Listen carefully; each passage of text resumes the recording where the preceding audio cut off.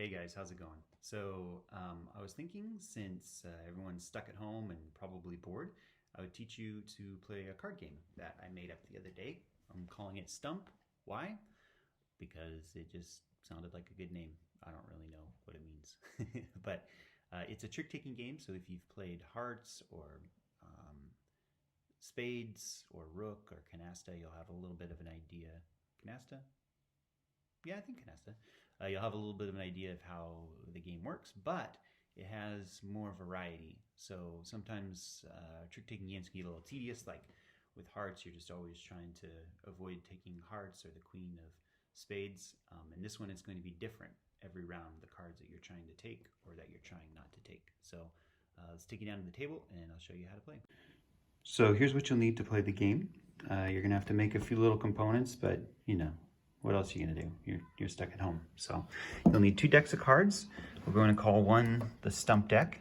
That's the one that we're going to use to decide the value cards are going to have in that round. This is the play deck. This is the one you're actually going to take tricks with.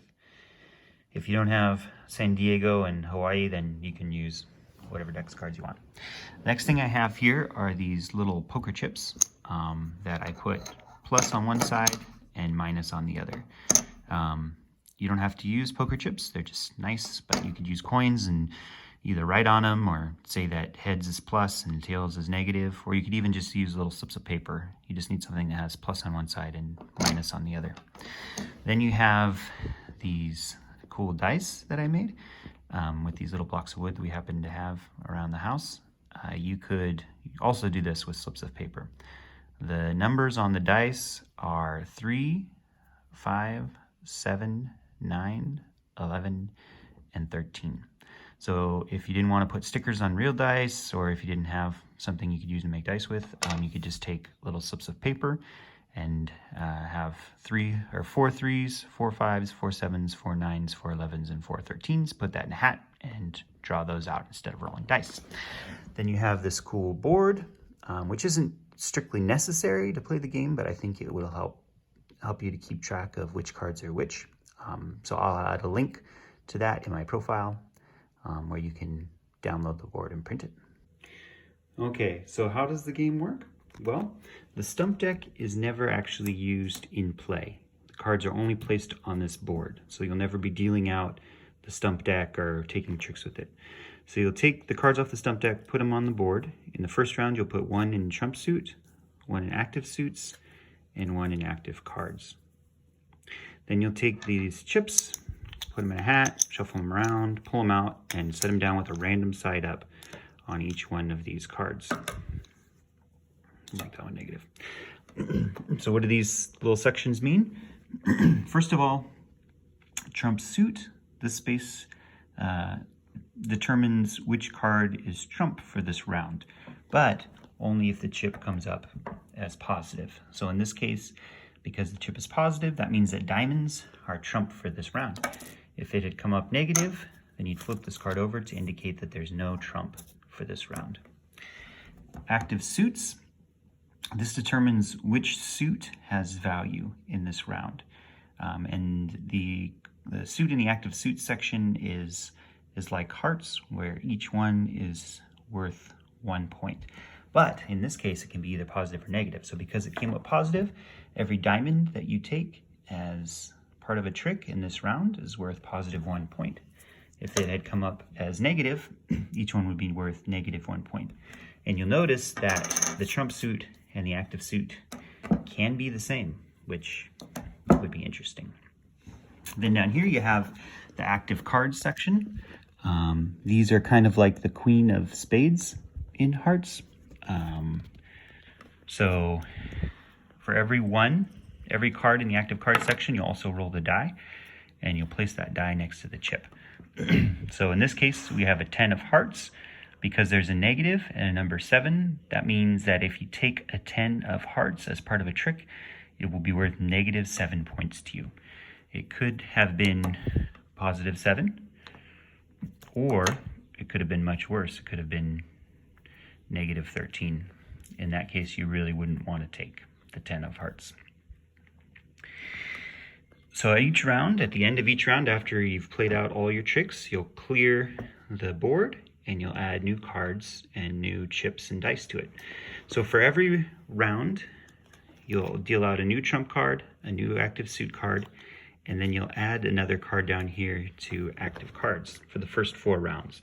So for the first round, you'll have, these two, and then first round you only have 1 down here like we just showed.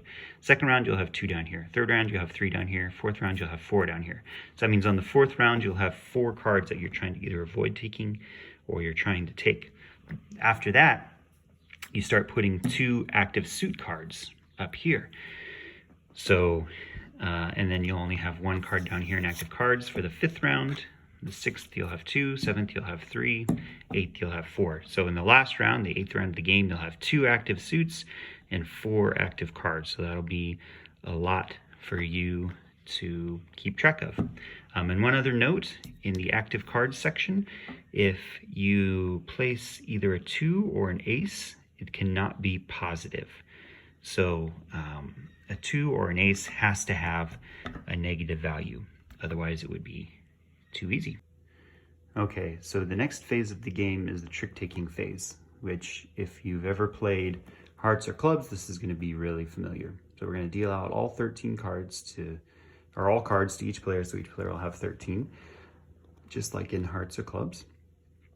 And if you only have 3 players, you can use 2 jokers in the play deck.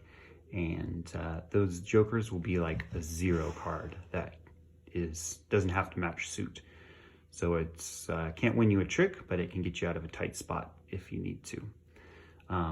So you're going to take your hand, obviously not going to lay it out on the table where everyone can see it, but you'll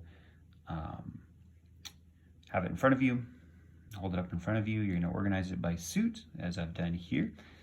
And then you'll randomly select a player to go first, and they'll lead whatever card they want. After that, leading will go around the table.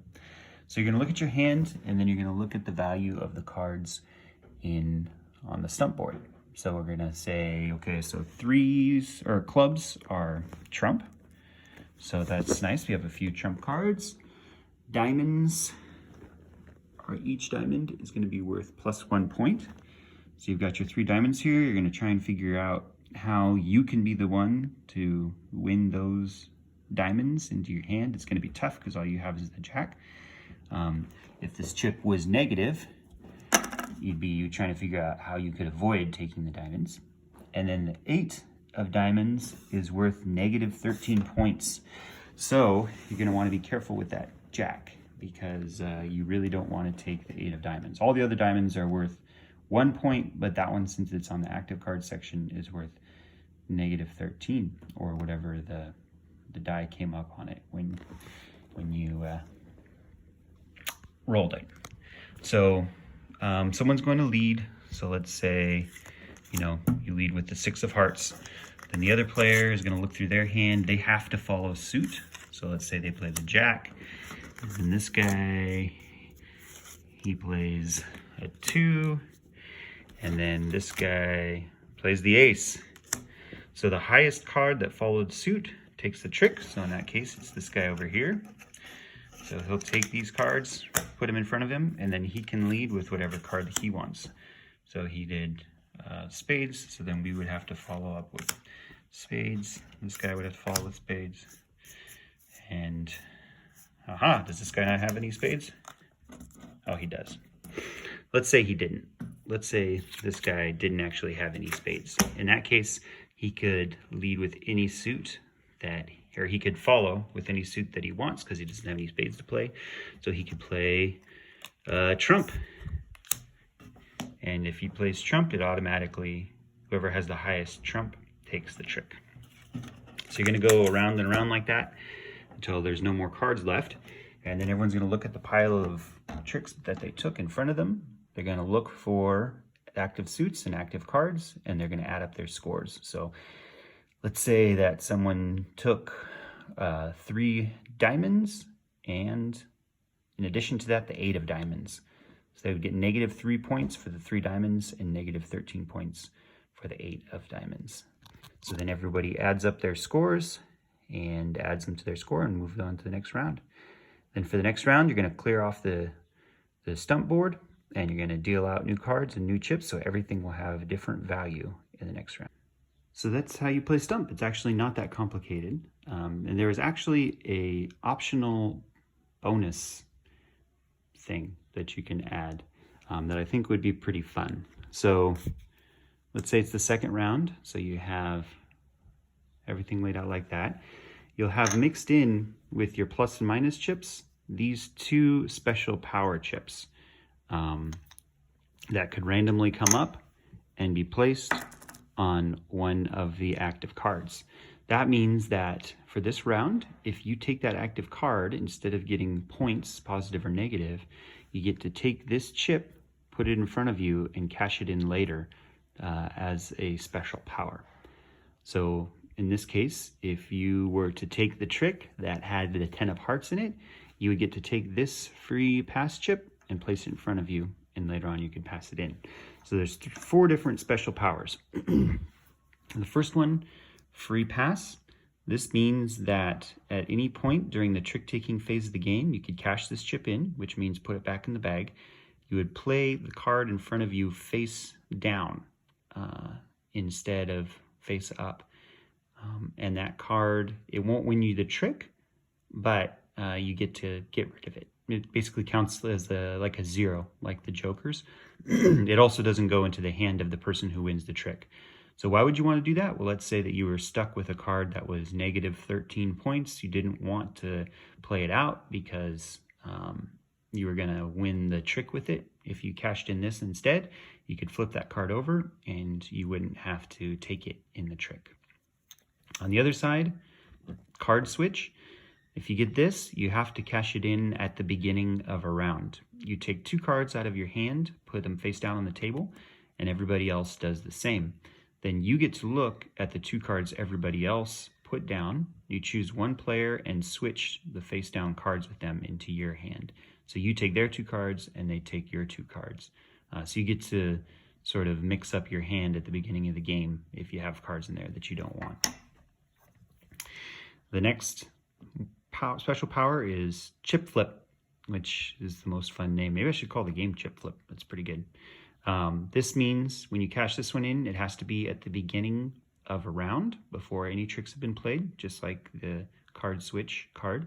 And for this one, you get to flip one of the chips on the board over from positive to negative.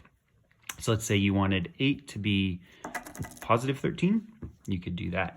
Or if you wanted the active suit, you wanted diamonds to be worth positive, you could do that. You could even flip over the trump suit, which say it was positive, when meaning that there is a trump in the round. You could flip it over to negative, which would also mean you flipped over the trump card, which means there's no longer any trump in this round.